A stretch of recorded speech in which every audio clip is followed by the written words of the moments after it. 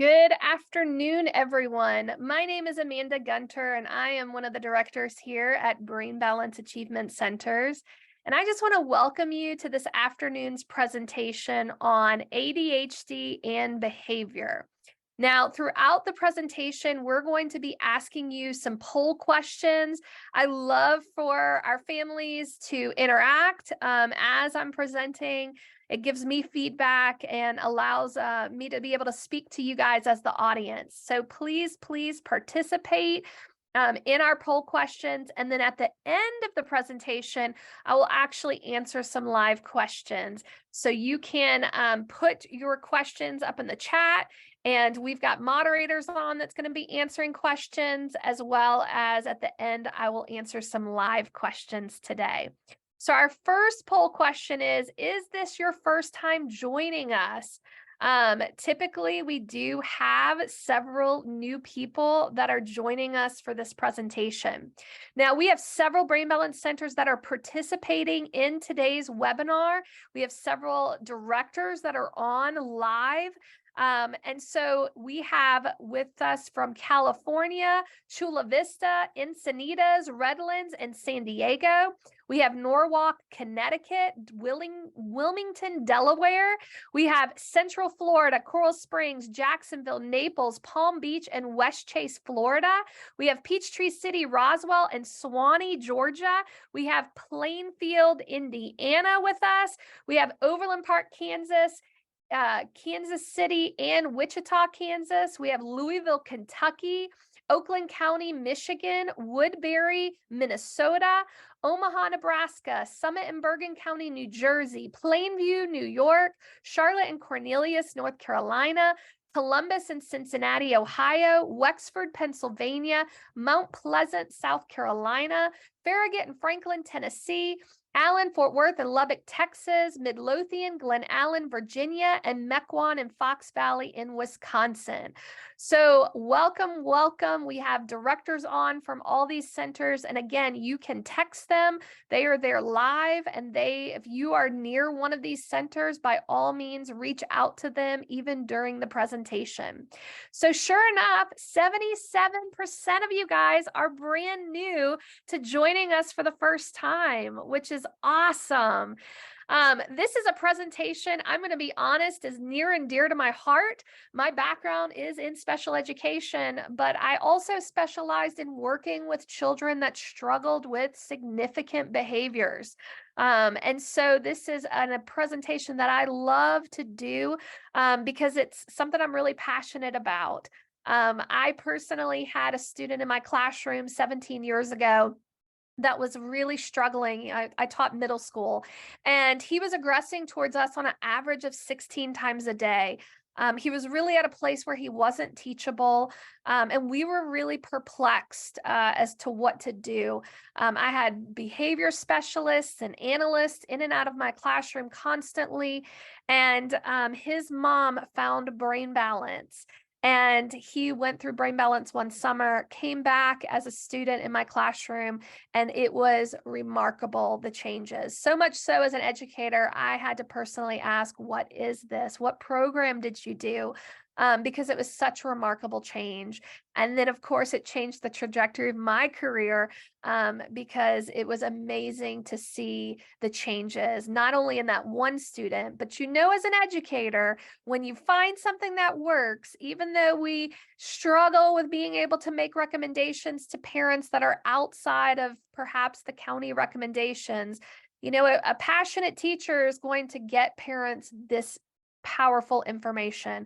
So of course, I had almost all of my students who were in Brain Balance by the end of the year as parents started talking to each other. And again, it's something that is quite incredible. So here I am 17 years later, been in Brain Balance for 16 of those years, and I'm really passionate about talking about behaviors.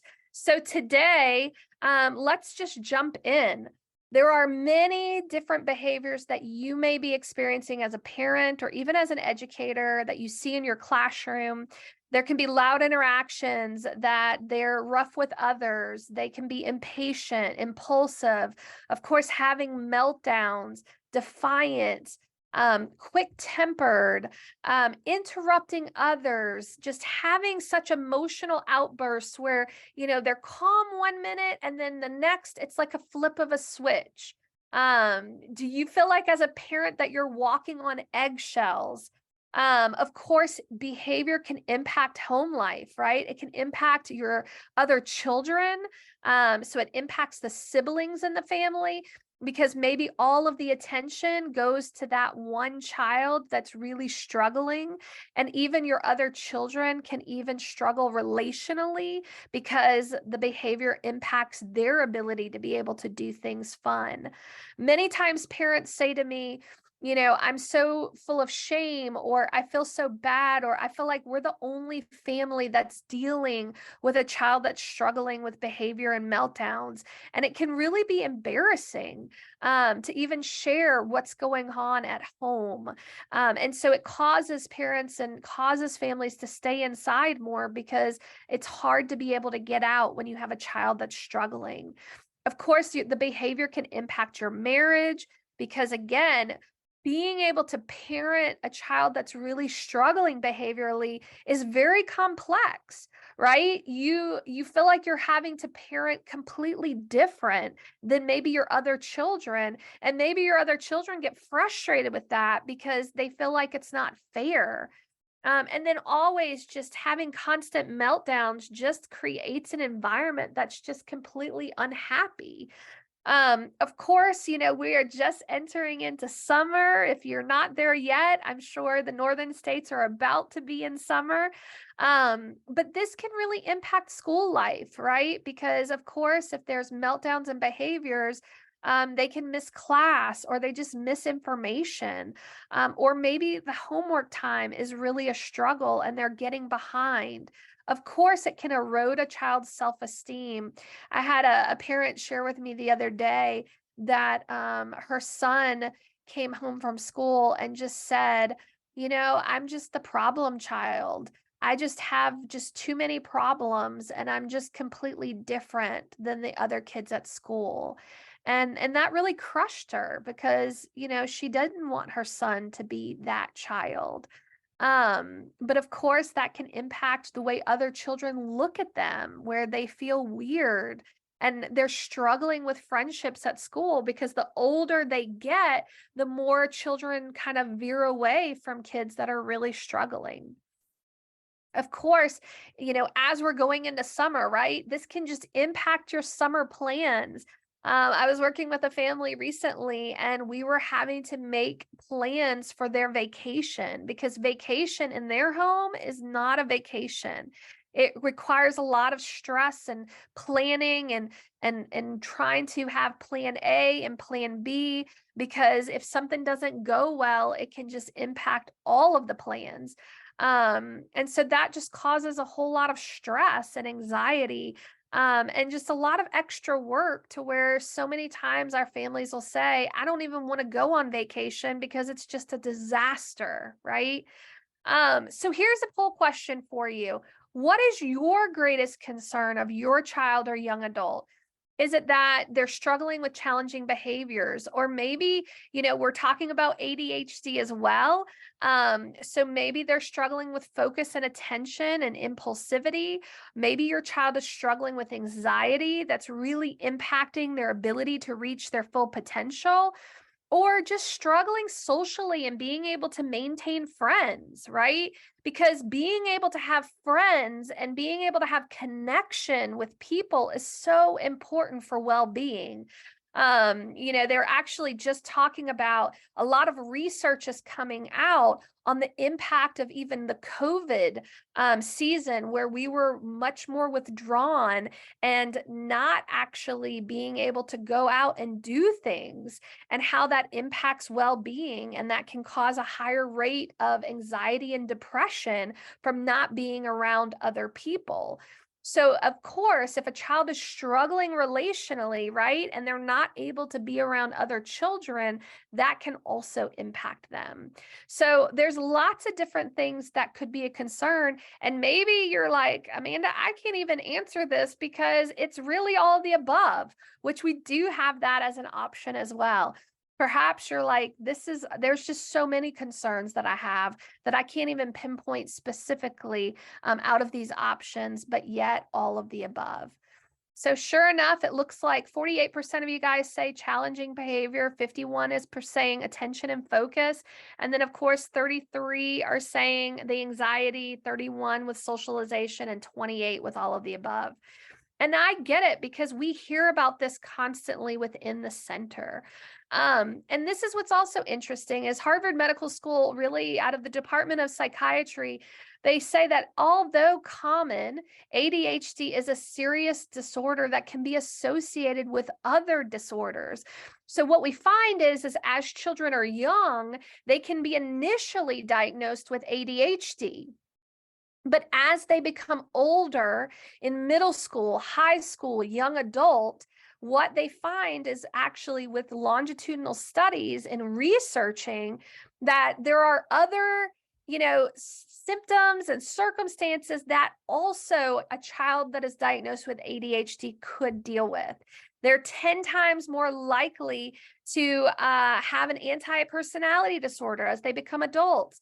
They're 15 times more likely to struggle with drug abuse, 125 times more likely for institutionalization for delinquency, and 19 times increase of incarceration.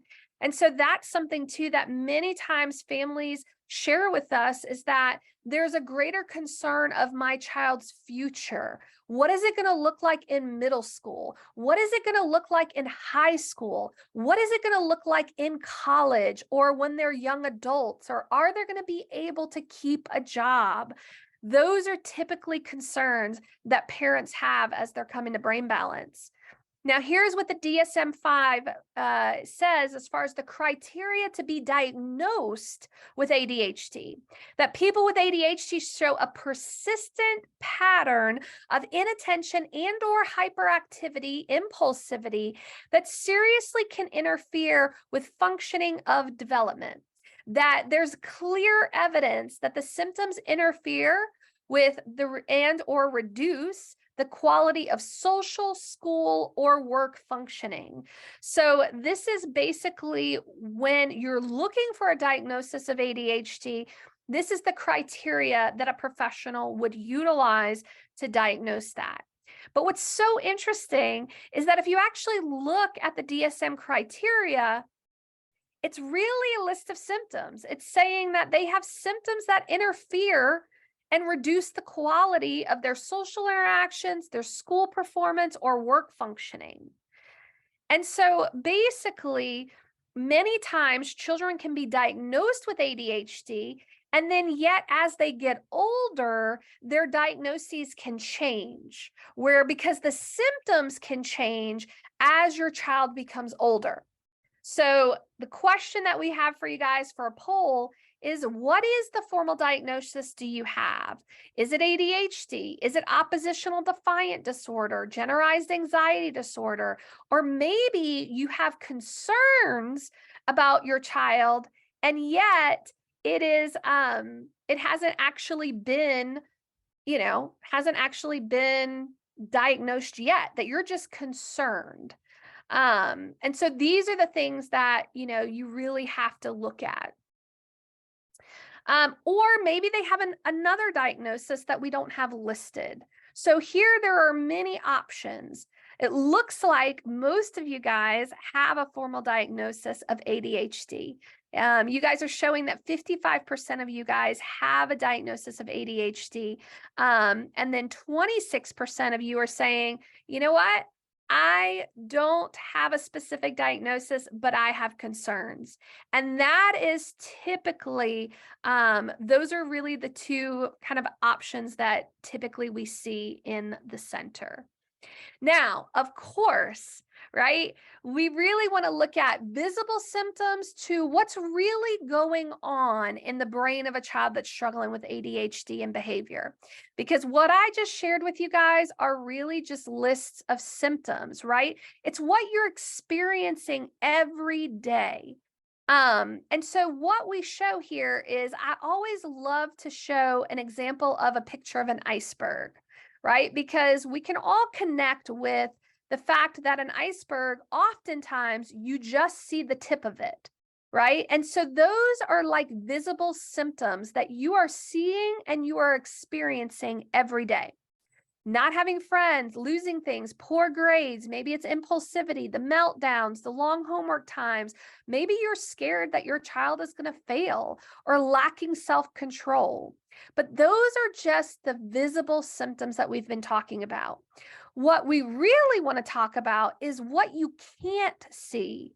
And that is what is going on in the brain of a child that's struggling with these behaviors and impulsivity and inattention. Well, here's what we know related to research, that for optimal functioning in the brain and optimal performance in the brain, you really have to have optimal processing taking place in the brain. That for the brain to be teachable and for the brain to be able to function optimally, you really have to have optimal connections in the brain, and you need to have optimal processing. It's actually a 3-step process when we look at processing in the brain. It means that the brain has to retrieve and perceive all the sensory input. All right, so there's a perception that happens in the brain. Then there's a processing of that information that happens in the brain. And then there's a response, okay, that occurs in the brain. And so that is what's really important. Your child has to perceive all of their sensory input and their motor input appropriately and correctly. Then it needs to process appropriately and correctly. And then the brain has to respond to that stimuli appropriately and correctly. So it's actually a very complex process. And if there's any weaknesses in any one of those areas, then that can cause a disconnect. That can cause the brain to not function optimally. All right, so it really comes down to how is that brain processing? How is that brain perceiving, processing, and responding? All right, and so how does the brain develop? How do you get optimal processing in the brain? Well, the first thing we want to look at is we want to look at things from a developmental perspective. All right, so I'm going to take you a little bit on the journey of how does your child's brain develop? Because this is super helpful to consider when you're looking at perhaps why your child may be struggling with optimal processing. For optimal processing, it means that they have a brain that is teachable, that is able to learn academically and socially and emotionally. When you have a child that's struggling, we have to look at things from a developmental perspective. So one of the things we look at is, does your child still have any primitive reflexes that could be impacting development of the brain? So primitive reflexes are survival reflexes. Every baby's born with them. They facilitate in the birthing process, and they are literally involuntary motor movements that are present at birth. If you actually watch a baby, okay, they're constantly moving. Their legs are moving, their arms are moving. They are adorable to watch, right? Those are all involuntary motor movements because motor develops the brain and senses develop the brain. Okay, I'm going to say that again. Motor develops the brain and senses develop the brain. So when a baby is born, and in that first 18 months of life especially, you have survival reflexes because the brain's not fully developed, all right? But that is why sensory processing is so important, because what a baby sees, hears, smells, feels, all of that sensory input develops the brain, all right? So their auditory system develops the brain, their visual system helps develop the brain, their olfactory, which is smell, tactile, all of that helps develop the brain. So what a baby sees, hears, smells, and feels develops the brain, and then motor develops the brain, right? So that's why motor milestones are so important. The baby lifts their head, rolls over, sits up, crawls for 4 months, stands up, and walks. So as those motor milestones develop, the primitive reflexes actually should be inhibited. All right. And when they are inhibited, it means that your child's brain is growing and developing appropriately. Now think about in a baby, right? When they're hungry, what do? They cry. Or when they need to be changed, what do? They cry. They respond out of emotions because that brain isn't fully developed yet. All right. So those primitive reflexes are there because those primitive reflexes help that baby stay alive. All right. It also helps them, their nervous system to be alarmed if there's danger. But again, these primitive reflexes should integrate as your child's sensory systems are developing and their motors developing. Now, here's what happens is when you have underdevelopments in your child's motor systems, or you have underdevelopments in any of their sensory systems, like their visual system, their auditory system, oftentimes there are primitive reflexes that are what we call retained, that they are still active when they shouldn't. And what does that do to the nervous system? It actually can cause your child to go and their nervous system to shift into stress mode, where they can respond out of what we call fight, flight, or freeze, or the new one is also fawn, but where their nervous system goes into a place of stress. And this can cause a lot of meltdowns because they can respond to everyday situations as if their nervous system responds out of it as it's dangerous. And so this is where you can see mood instability. This is when you can see anxiety. This is when you can see meltdowns. Oftentimes it could be because of retained primitive reflexes. All right. But that's just not where it stops. All right, you have to look at, does your child have any primitive reflexes that are retained? But then we also have to look at their sensory systems. So how does your child see, hear, smell, feel? Because oftentimes there will be underdevelopments in those areas as well. And then we also have to look at their gross motor functions, their fine motor functions. You know, so many times we focus on gross motor development, and then it's like, okay, once they're walking, they're good to go. But that's actually not the case, okay? Think about a 4-year-old playing soccer, right? It's like they're a huge crowd of kids. They're running on the field. They just know that they need to kick the ball into a goal. They don't even understand that there's teammates yet, right? It just looks like a swarm of children on the field. But then if you look at a 7-year-old playing soccer, they're starting to learn how to pass the ball to each other. They're starting to understand that they have teammates and that they need to pass the ball to their teammate, that there's a specific goal that they need to put the ball in, right? And then look at a 12-year-old playing soccer. It becomes more competitive. Their motor movements have to become more sophisticated. Maybe they're starting to learn footwork that makes them be able to psych out the other team member. And then think about a high schooler playing soccer, a college student playing soccer. So all to say that motor development, gross motor development, continues to develop even after your child's walking. So one of the things to think about is, how is your child's motor functions? Gross motor. How are their fine motor functions, their handwriting? Also, we look at their visual system and the small motor movements of their eyes, which are a bunch of fine motor movements, which are really connected to focus and attention.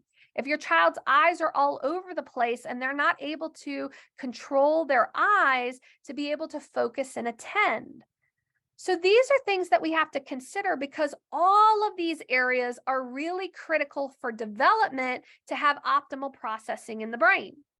All right, so those are the things that we have to look at when we're looking at development and how your child's brain is developing. Then we have to look at things from a hemispheric perspective, and that's what makes Brain Balance unique and different than any other program out there. There's a lot of programs out there that look at things from a developmental perspective, but then we also have to look at things from a hemispheric perspective. We have a right and left hemisphere, and what's really important is they both have to be equally developing, they need to be cross-communicating, and they need to have constant, strong neural pathways to be connected optimally. So it's all about synchrony of the brain. It's all about cross communication of the brain. And that's what optimal processing is. A balanced brain is a teachable brain. A connected brain is a teachable brain. And so both hemispheres need to be developing equally, and they need to be cross communicating effectively and efficiently. Now, here are the things to think about. Your left hemisphere of the brain is all about the gas pedal of the brain. It's your processing hemisphere. It's remembering facts and details. It's verbal communication. It's logical and linear thinking. It's about IQ and pattern recognition. It's also about motivation and goal setting. It's also your processing hemisphere, so auditory processing, visual processing. Academically, the left hemisphere is really important in pre-K through about second grade because it's learning how to, learning your colors, learning your shapes, learning letters, letter sounds, learning numeration. Then the right hemisphere of the brain is more of like a brake pedal of the brain. It's your ability to be able to see the big picture. It's your ability to stop and think before acting, so controlling impulsivity. It's also about reading facial expressions and nonverbal communication. It's being able to understand abstract concepts, being able to understand the hidden meaning, or what we call inferencing.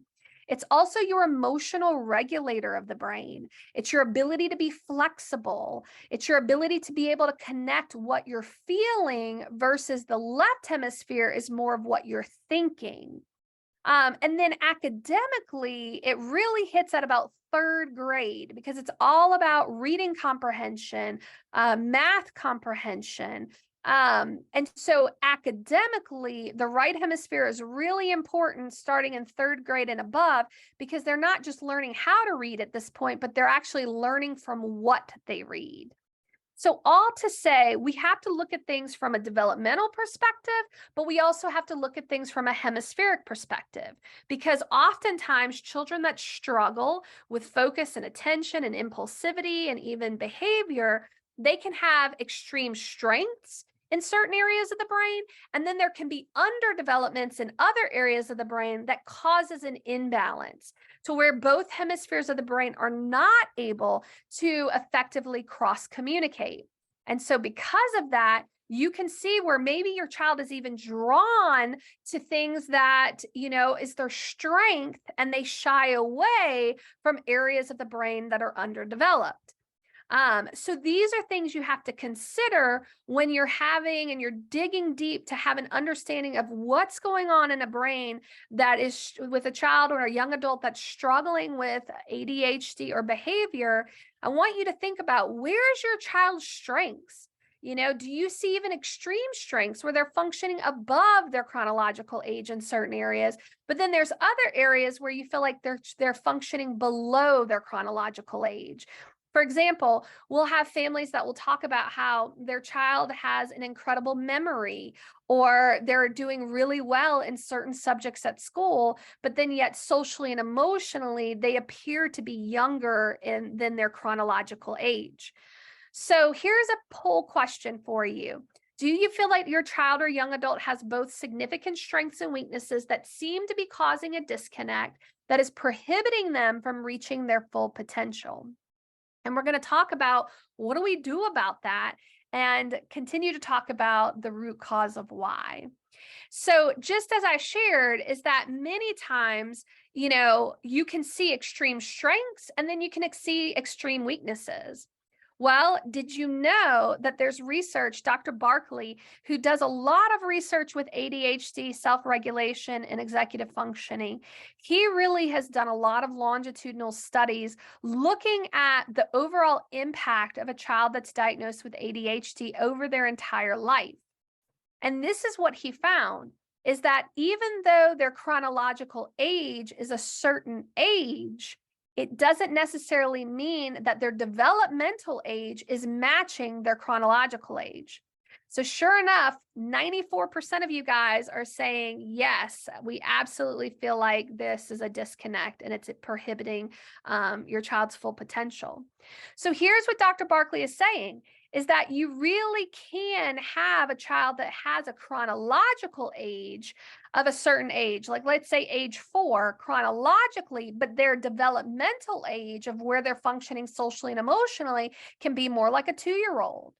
But then, there's been this concept that, well, what if they grow out of it? But now we have more research showing that that's not the case. It's not that a child grows out of it.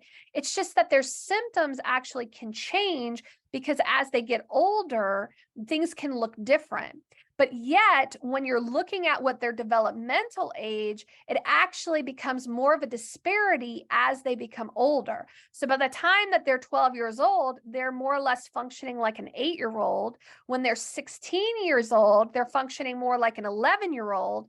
And one of the things that I often say to parents that have teenagers is that if you have a 16-year-old and they're not dying to drive and they're not really wanting that independence, that's a sign and a symptom of underdevelopments in the brain where their developmental age is younger than their chronological age.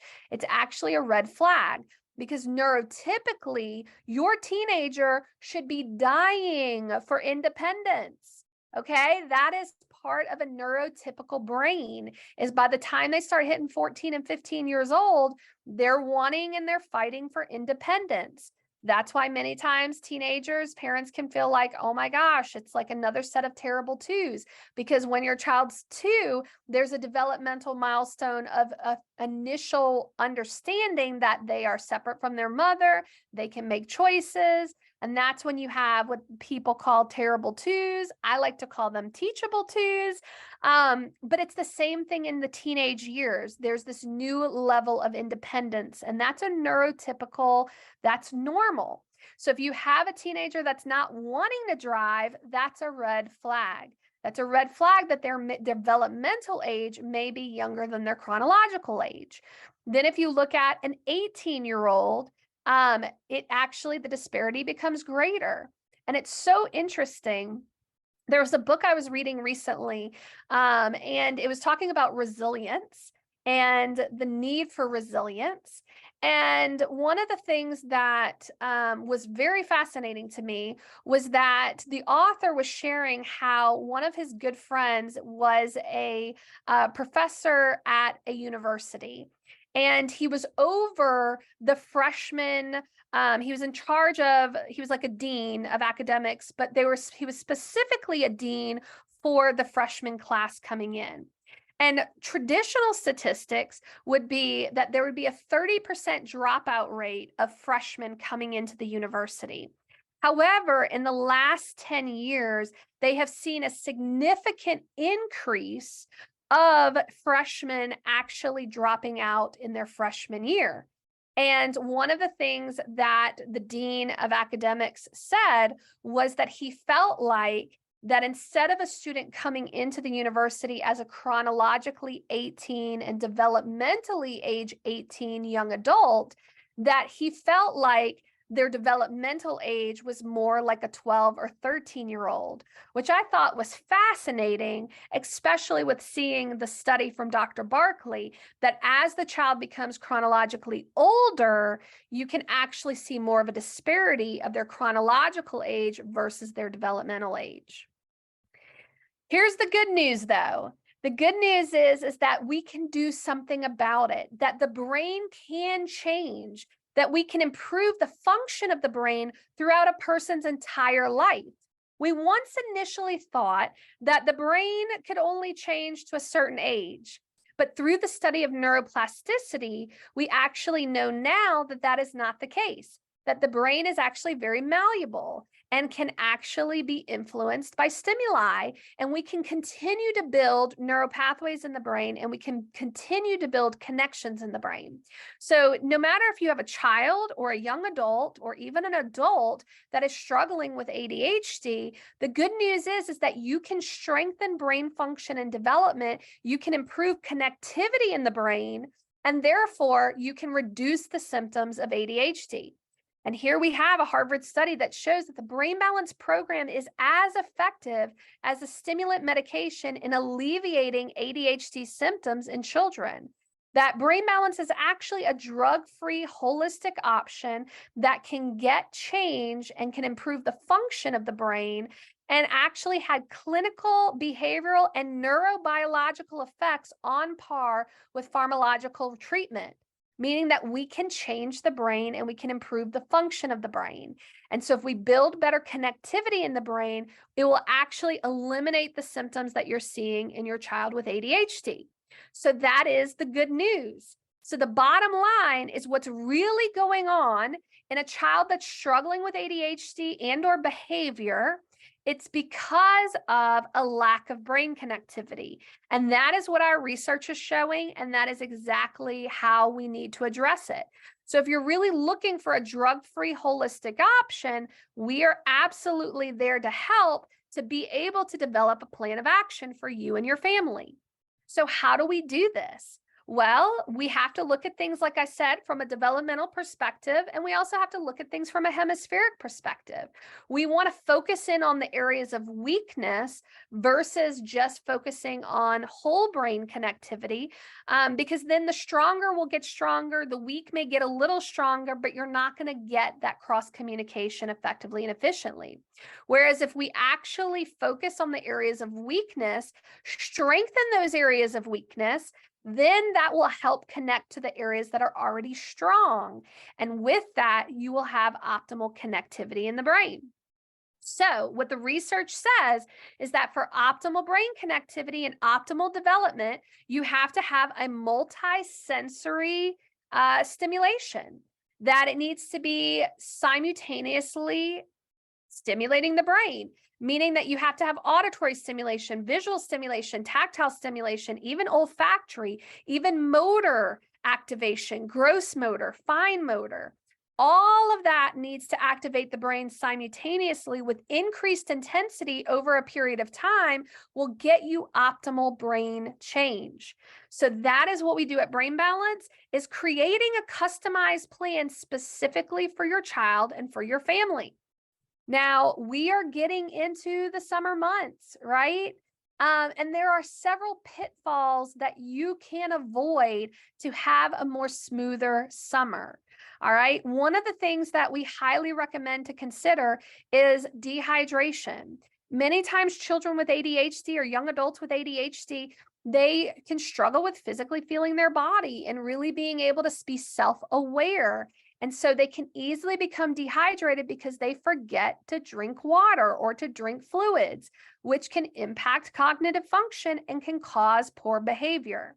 So when you're thinking about, is my child's having a meltdown and we just finished being at the pool, think about, when's the last time did they have fluids? When's the last time they've had a snack? Because blood sugar, of course, can play into it. The other thing is an inconsistent schedule, right? That is something that can be a little problematic during the summertime. So trying to create a summer schedule that works, where you can have a more consistent schedule. Maybe it's different from the time of school time, but yet there's consistency involved with that. And then, of course, if there's too much screen time, and I even experienced this yesterday. I was hanging out with one of my friends, and her son was having too much screen time. And sure enough, as soon as she took that iPad away, what happened? A meltdown. A crazy meltdown occurred, right? And she knows, because she's actually a Brain Balance employee, and she's like, oh my goodness. She's like, it's so hard during the summer to keep the screen time down.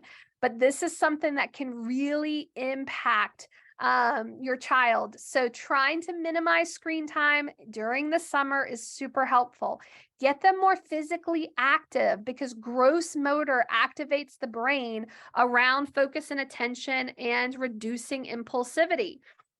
So big motor movements can be super helpful to help improve impulsivity. So here what we have is we have an incredible handout for you that gives you lots of different ideas and different activities to do this summer.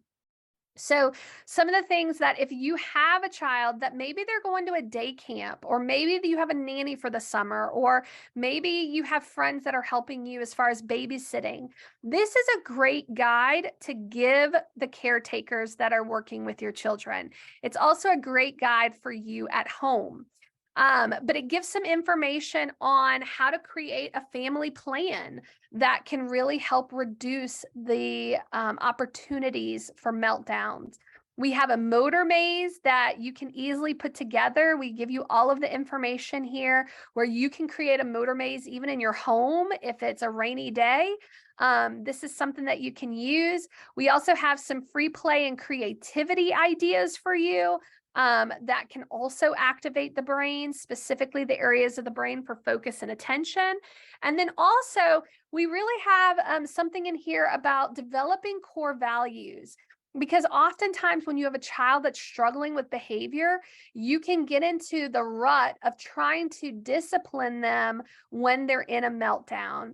And honestly, I really encourage you to consider, instead of looking at meltdowns as just bad behavior, I want you to think about a meltdown being a dysregulated nervous system, where their nervous system is dysregulated and therefore they are having a meltdown. That helps parents just put a new lens on what is a meltdown? What does it really mean? Every behavior has a message, and many times the messages really are about dysregulation around their nervous system. So we give you some ideas on how to get their nervous system in a better place to be able to process, and cognitively process optimally. And once you have optimal processing and cognitive processing taking place, where they're functioning more at the upper region of the brain versus the bottom region of the brain, the bottom region of the brain is all about emotions. It's responding out of emotions. It's responding out of a place of where the nervous system doesn't feel safe and secure. But once you can get that nervous system to be more in that rest and digest state, and they're functioning out of the upper region of the brain, which is more about cognition and reasoning, that's when parenting can happen. But yet, we really encourage you to parent when your child's in the green, when they're calm, when they are regulated.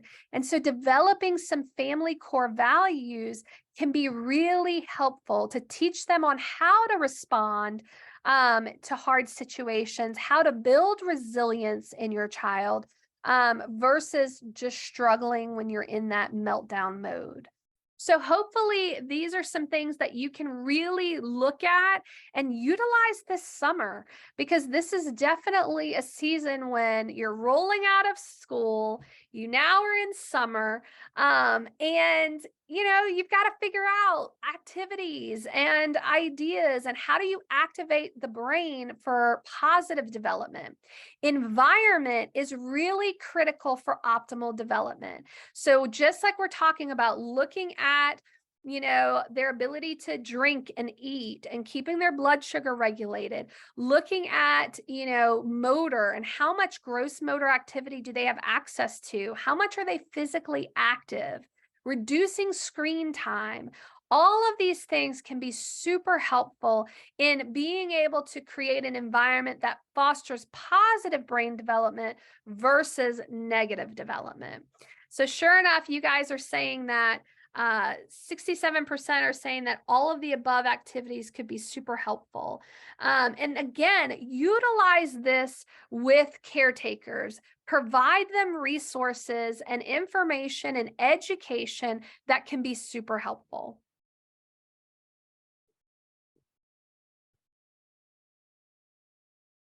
All right. So if you're like, oh my goodness, Amanda, you are speaking about my child or teenager or young adult, then definitely there are things that you can do. And the next step for you would be to pick up the phone, call a center, and schedule an appointment. And these are the areas that we consider.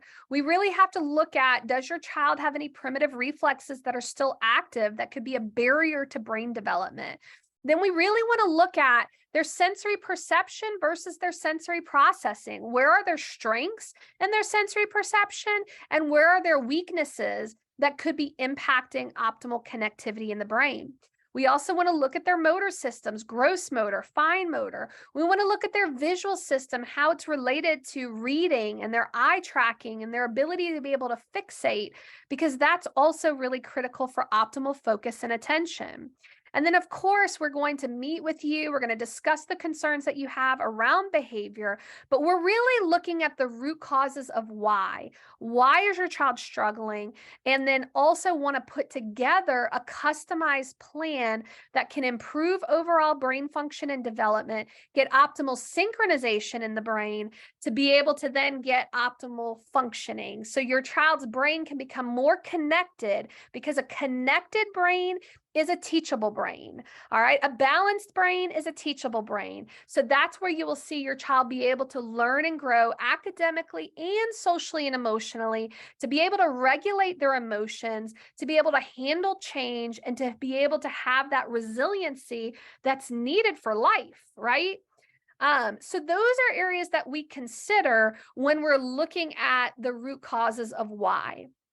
Another thing I want to share with you guys is next month, we have an incredible new presentation that's coming out called Nature versus Nurture, the impact of environmental factors on brain development. This is something that we're super excited about, that we really would love for you to join us, invite your friends to, because this is definitely going to be talking about the impact of trauma and how trauma can impact brain development. And what does that mean, for children that have experienced trauma? So that is something that we are actually presenting on next month. But finally, if you feel like this has been a helpful presentation, my goal is for you to have some good tips that you are taking with immediately, where you can try some things at home this summer. But for sure, pick up the phone, call one of our centers, and ask them to make an appointment, that you watch the webinar, and that you really are looking for a customized plan specifically for your child. So again, I'm super excited that you joined us today. We have some time for some questions. So we can answer some live questions right now. And so yeah, what do we have? Who's asking questions? Thanks, Amanda. We definitely have some parents of teenagers on with us today, and they would love to know some more tips specifically on helping a teenager who is struggling with college, getting work done, those sorts of things. So I love teenagers. It's my favorite age group. I hate to say that it's my favorite age group, but it is. And they're just fun to work with. And so all to say that you do have to look at things from a developmental age versus a chronological age. Because one thing could be that your expectations are too high because maybe they're just not there yet. So that's one of the first things you have to really consider, is when you're really sitting back and looking at where your child is functioning, are they really functioning at their chronological age? Okay. So that's the first thing. If you're thinking, gosh, you know what? No, that we see behaviors and we see responses that are much younger than their chronological age, then that's when you really have to look at developing a customized plan to improve brain function, right? Because you're going to constantly be hitting up against an expectation that maybe their brain is just not ready for. And so what's really beautiful about Brain Balance is, as teenagers come through the program, they actually hit developmental milestones that they've missed and skipped. And they actually, that brain and those milestones start developing. And so you see tremendous change even in a short amount of time. So if you're nervous about failure to launch, or you're nervous that, gosh, he barely made it through his freshman year, or maybe you had to bring him home or bring her home because maybe there was some anxiety also involved with it, then this is definitely, a program that in a short amount of time can get your child back on track. And when I say a short amount of time, the minimum, time frame that we work with students is about 3 months, but typically it's a 6 to 9 month program. So, but still, that is a short amount of time when you're looking at the rest of their life, right? And so many times we've served teenagers, we've served even, college students that have come home from college early, and they go through brain balance, and then you can relaunch them. So that's the first thing, is to really consider, are the expectations that you have actually meeting their developmental age versus their chronological age. Then when I have parents ask me, well, how am I going to get them to do brain balance, or how am I going to get them to do this? Well, I say every child, doesn't matter if they're 5 years old or 23 years old or 24 years old, has a currency. And so sometimes you really have to negotiate and develop a plan that is enticing for them as well. So, it's really being able to work with them and communicate with them that this can change the trajectory of the rest of their life, and that the desire is for independence and for them to be able to launch. So hopefully that was helpful in that question. Absolutely. Thank you, Amanda. For families that do not have a formal diagnosis, is it important to get a formal diagnosis before coming to brain balance, or can brain balance work with children who do not have a diagnosis? That's a great question. We actually, if we think about what a diagnosis is, it's a list of symptoms. Whereas where the research says that the root of all of these symptoms is underconnectivity in the brain. So we really do not require a diagnosis, because we're really looking at the root cause of why your child is struggling, and then we develop a customized plan from there. So no, they do not need a formal diagnosis. We're going to look at things again from that developmental perspective, that hemispheric perspective, and put a customized plan specifically for what your child needs. Great question. Thanks, Amanda. Once a child goes through brain balance, do they typically need to do the program again later on? That's also a great question. The answer is typically no, but here's the clincher. All right, is that environment is very key for optimal brain function. All right, so part of brain balance is we actually teach parents how to create an environment that will foster continued development. All right, and you make those changes over time as you're in brain balance. And then as you're exiting brain balance, we actually work with you up to a year outside of your in-center program, because we want you to continue to see change. We want you to continue to keep those environmental factors in place to continue to foster development. The families that continue to do that and keep those environmental changes in place, their children launch beautifully. If I ever get a phone call from a family that starts struggling again, I ask 3 questions, and typically there's one of those 3 or 2 of those 3, or sometimes all 3, where they're like, oh my goodness, Amanda, we've fallen off the bandwagon a little bit. So then we work on helping them get back on. We work on, just helping them, be able to get things back on track. And then sure enough, they're launching again. So again, the connections in the brain remain, but it's like you have to continue to utilize those connections through environment, and through a lifestyle of holistic, a holistic lifestyle that's healthy. It's a healthy lifestyle. So those are things that we definitely educate you on and train you and set you up for success. Great question. Great. For families that do not have a brain balance in their local area, is there a virtual program? We have an at-home program that is done virtually.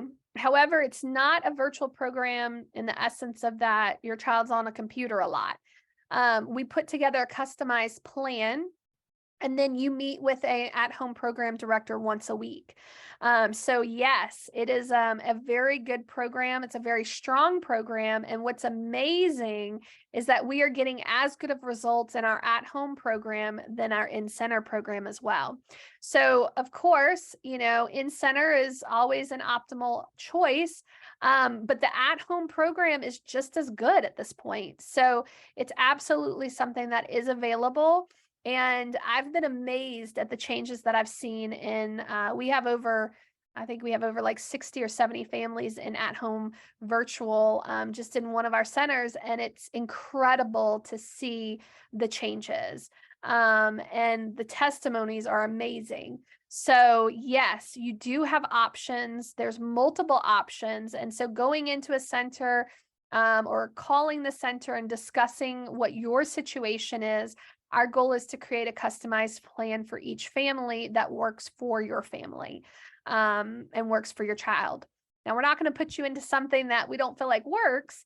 There are some requirements in the at-home virtual program, but there's absolutely multiple options at this point for programming. Thanks, Amanda. Sure. So as we hear so often on these webinars, many parents are writing in saying that they see signs of these struggles in themselves as well as their children. What can they do to improve their own function as well? Yeah. So we did launch an adult program about 2 years ago because, again, as the research says, is that we can improve brain connectivity throughout a person's entire life. So that is super encouraging even for parents. But what's also really cool is that you're going to learn a lot even through having your child go through the program, as far as things that you can do as a parent at home to help yourself. So there are multiple options. Again, we have parents that do the adult program while their child is doing the child program. And we've had, again, lots of great testimonies. So that is the good news, is the brain can change throughout a person's entire life. And so we do have multiple options for all ages. Great question. Thanks, Amanda. You mentioned that the typical program is between 6 and 9 months, but what does that program typically look like? How frequently are students coming to the center? What are they doing? Sure. So everything is customized. So typically a student can come to the center 2 to 3 days a week. And again, it's about repetition, right? So we basically have a gym for the brain. If you think about, if you were going to the gym for your body, right? And you only go once a week, how much change are you really going to see, right? So we're really about improving brain function every day, because there is an at-home program, even part of the in-center program that you would be doing. Again, it only takes a few minutes a day, your at-home portion. But in-center, it is about repetition, because it's just the same as if you're working out your body and you're working out your brain. Your brain needs repetition for brain change. So there is a component of a need for multiple sessions a week. But again, it's for a limited amount of time, right? So I often say to families that you're going to feel like brain balance is what you're doing in a season. It's the season for brain balance. But again, it might be a short-term imbalance for long-term balance, right? And so just creating a schedule and creating a plan with the director that works for your family, but that can get lasting results for the rest of your child's life. So it's definitely worth it. Thanks, Amanda. One of the last questions that we've gotten most frequently is, do you have any additional strategies to respond to a child when they're actively in a meltdown? Sure. So one of the things that's actually super powerful when a child is in a full-fledged meltdown is actually if you create a smell kit. And I believe we have this in one of our guides. And the smells that are really powerful to help regulate the brain in the area for reducing meltdowns, you'd want to use essential oils like peppermint, eucalyptus, tea tree oil. There's some that are called like stress relief. But basically anything that's an earthy smell or a minty smell. And if you have your child smell the little vials of essential oils, It's actually, olfactory is directly hardwired to the frontal lobe of the brain. And the frontal lobe of the brain is the brake pedal of the brain. It helps to control emotional responses. And so I had a dad tell me several months ago, like, Amanda, you told me to put smells on, get my child to smell something when they're having a full meltdown. He's like, I didn't really believe it until I tried it. And he said, it's crazy how quick a meltdown can be reduced by just activating their frontal lobe.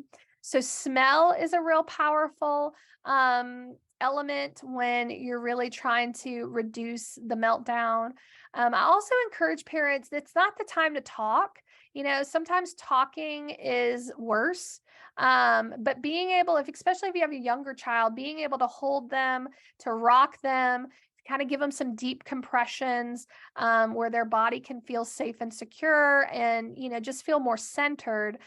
Because again, looking at a meltdown from a neurological perspective, it's really that their little nervous system is dysregulated. So rocking can help, smells can help. And reducing the stimuli. So reducing an audience, reducing auditory stimuli, bringing them more in a quiet place. Sometimes that's also really helpful. Oftentimes too, right before a meltdown, many times parents can say, oh, I know when one's coming, right? And so being able to have some strategies ahead of time can be super helpful. And smells, like I said, smells is actually a really powerful way to activate frontal lobe really fast. And so that's definitely something that I encourage. We have smell kits in the center. We pass them out like it's water a lot of times for families that are struggling with behaviors, but have them in your purse, have them in the car, just bring them with you. And being able to create a kit that can help you can be super helpful. So hopefully that's helpful information. Awesome. Thank you, Amanda. And I did just throw a link to a guide in the chat that does outline different smells, music options. And so some of you may find that helpful. Yes, great. Thank you so much, Jess. Because we do have a guide that provides some information on that as well. So hopefully that would be helpful. Go ahead and download that guide. And, activating their senses to the area of the brain that helps control emotional regulation is super helpful. And so look at it from a neurological perspective versus a behavioral perspective. And that's what I want to leave you guys with today. Children that struggle with behavior, it's typically not related to parenting. It's not related to parenting styles. If your child consistently has meltdowns and are easily dysregulated, it's related to their brain. So I just want to encourage you as a parent that it's not due to your lack of parenting, but yet it's due to dysregulation of their nervous system. And so many times I have moms in my office crying and just really feeling like they've done something wrong. And so I just want to disarm that right now, that's not from what you've done wrong. It's that there's underdevelopments in your child's brain. And so being able to start looking at things from a neurological perspective can be super helpful and empowering to you as a parent. So you're not feeling like you're a failure. Because you're not. If you're watching this webinar, it's because you're looking for answers, you're looking for solutions, and you're looking for help. And that's incredible. So I just want to encourage every parent out there that it's not because of your parenting and your parenting style, but typically if you have a child that's really struggling with ADHD and behavior, it's due to underdevelopments in the brain, and that you can do something about it and you can feel empowered. So thank you so much for joining us this afternoon. We are doing the same presentation tonight, Eastern Standard Time at 8 p.m.